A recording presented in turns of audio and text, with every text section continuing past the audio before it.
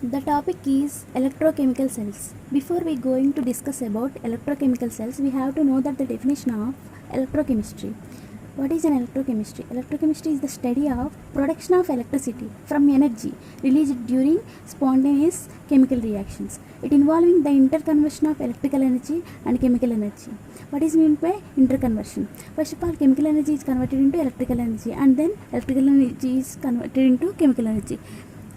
For example, metals, sodium hydroxide, chlorine, fluorine, and many other chemicals are produced by these electrochemical methods. Electrochemical cells are classified into two types: electrolytic cells and galvanic cells, based on the interconversion of electrical energy and chemical energy. First, electrolytic cells. In these cells, the electrical energy is converted into chemical energy. It is vice versa to another one, galvanic cells. In these cells, chemical energy is converted into electrical energy. Both are opposite. For example, batteries and fuel cells are converts chemical energy into electrical energy. So these two are examples for galvanic cells. These two, batteries and fuel cells, are used in various instruments and devices.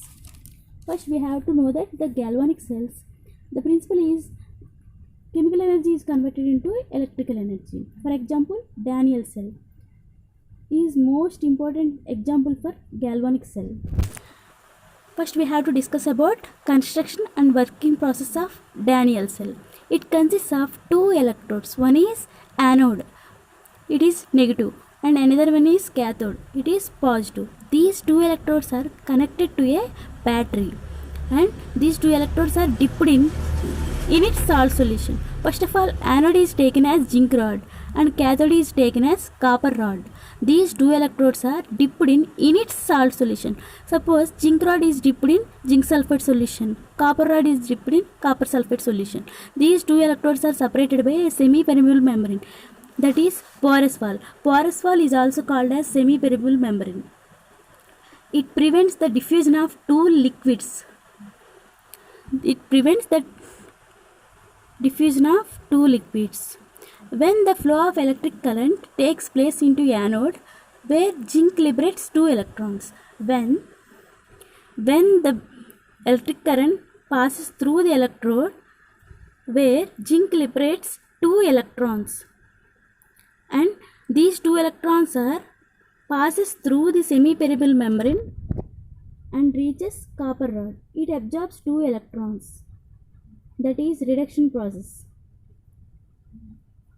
The reaction is zinc liberates two electrons and two electrons are absorbed by copper. The two electrons are liberated. This is called oxidation process, and the two electrons are absorbed. This is called reduction process. So both reduction and oxidation takes place in this electrochemical cell. The movement of electrons from zinc rod to copper rod produces electricity in the electrochemical cells. The movement of electrons from zinc to copper produces a current in the circuit. The total reaction is in the cell zinc plus copper 2 plus is useless to zinc plus copper. Copper is pure metal. It is denoted by this arrow mark. This is the cell reaction.